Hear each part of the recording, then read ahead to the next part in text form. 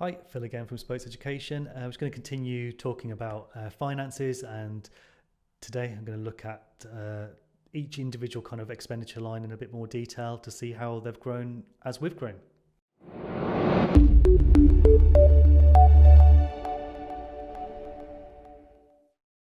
We're going to look at a summary slide here. So I've just put this together, taking the information out of the other tabs.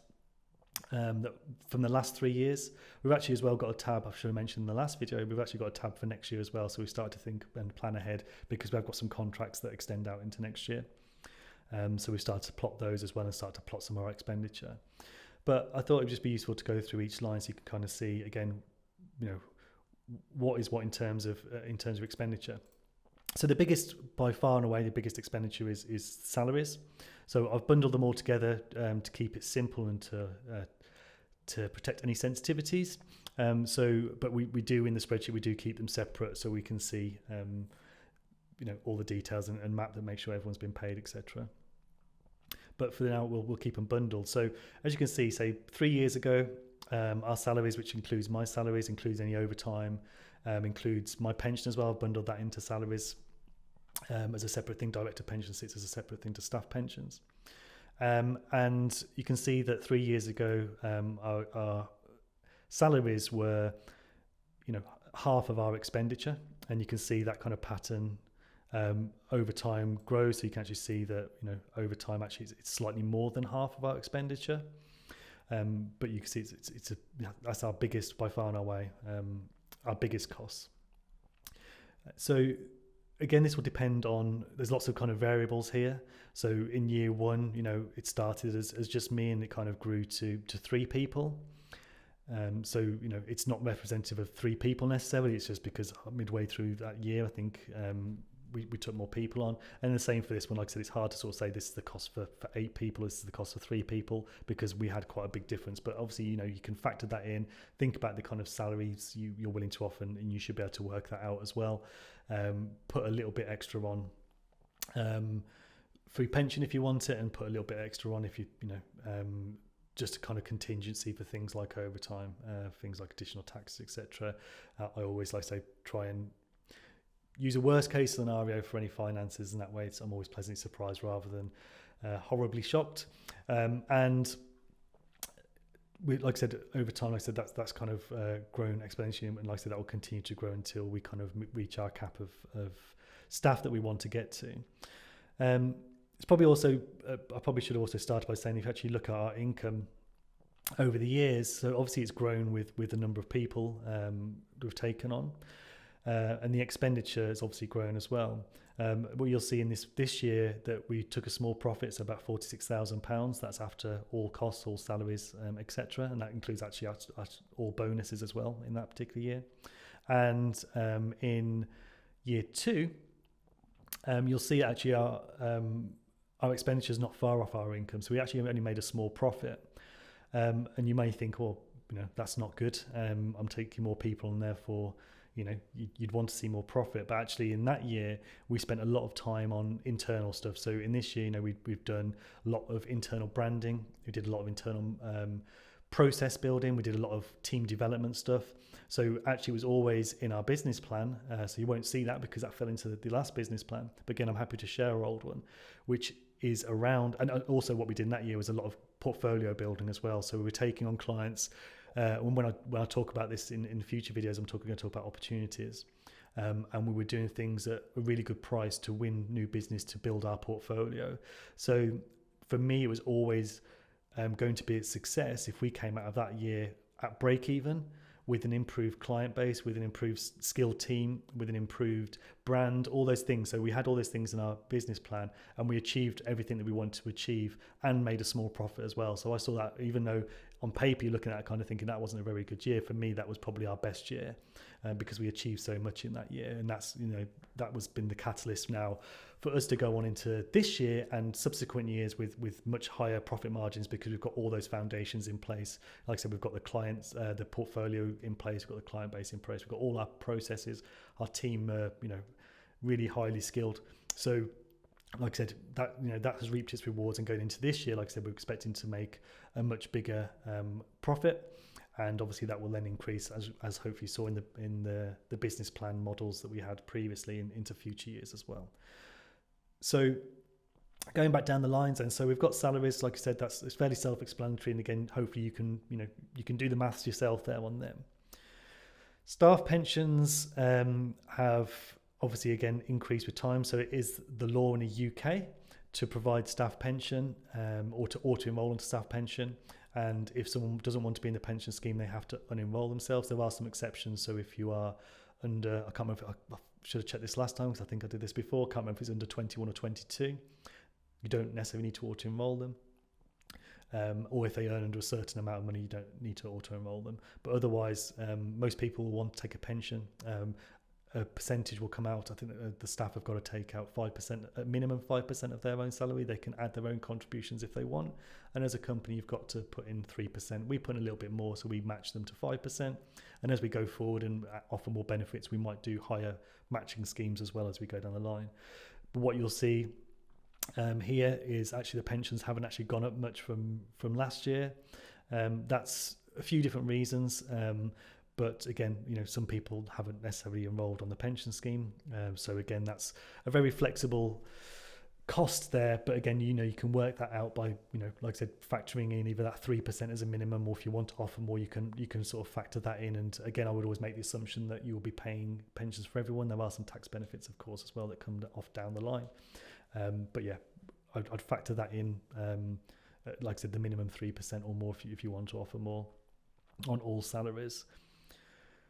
And the subcontracts, so I've broken that down into the different subcontract categories. And what you've seen, so in year one, we didn't use that much subcontractors or as much, so that was about £36,000 worth there of subcontractors, which is still a fair amount based on our expenditure. But you can see we were particularly using people in animation e-learning, and then voiceover captions is something that you're probably always going to need in digital learning, unless you do a lot of it in-house. We tend to offer our clients a library of people, and we outsource it to the professionals.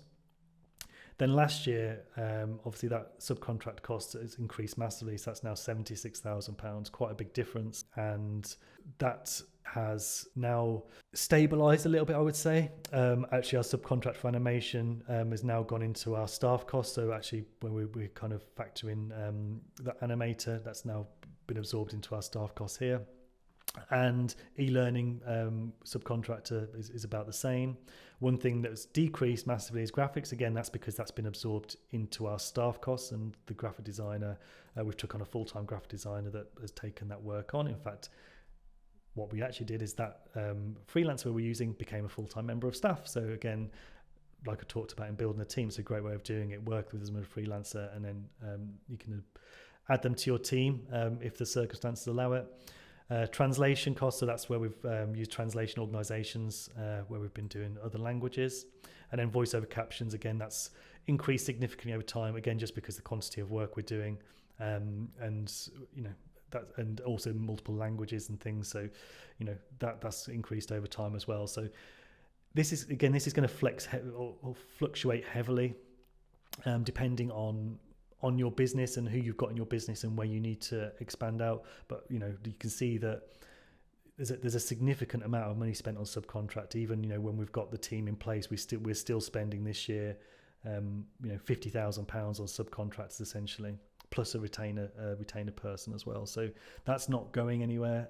That's going to carry on as big as we grow, because you want that flexibility, and I like having that flexibility with the freelancers we've got. Again, if there's someone you can trust and someone you can work well with, then it's well worth having those subcontractors, even when you've got a fully staffed team, because you never know when you're going to hit those peaks.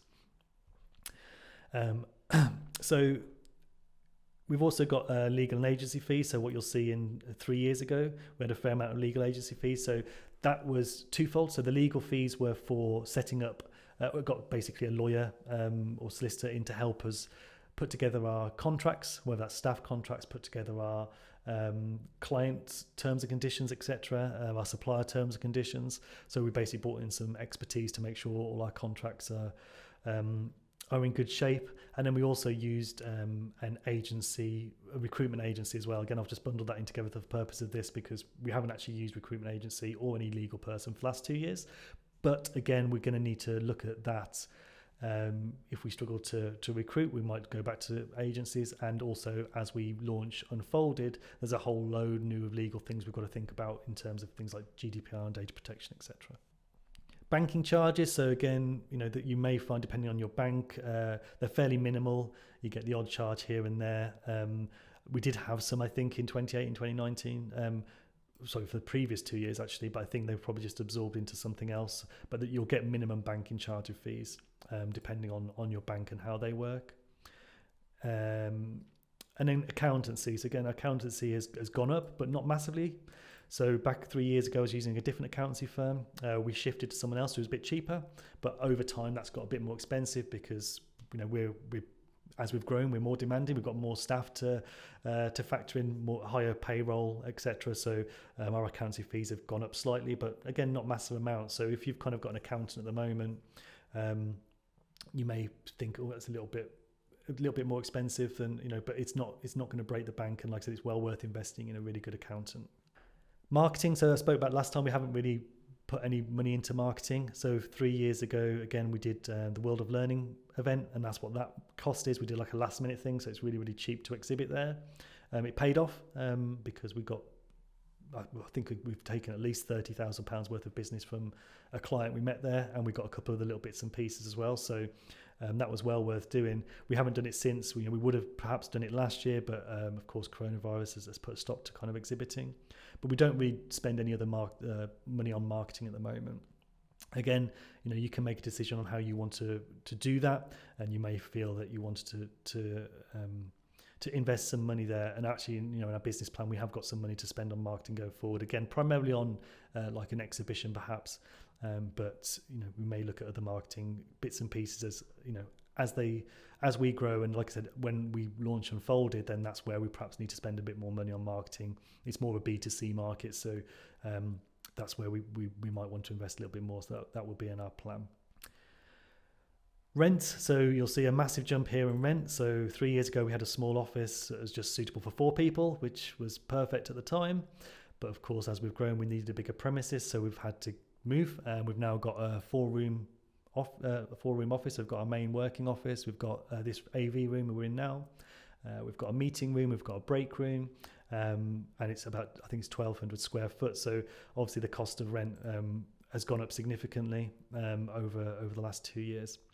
So, if you do want a premises, again, not a lot of people might want a premises, but if you do want a premises, then factor that in. Have a look around what's in the local area. Think about what you may need. Don't get locked into anything long-term initially, especially if you're in a high growth stage.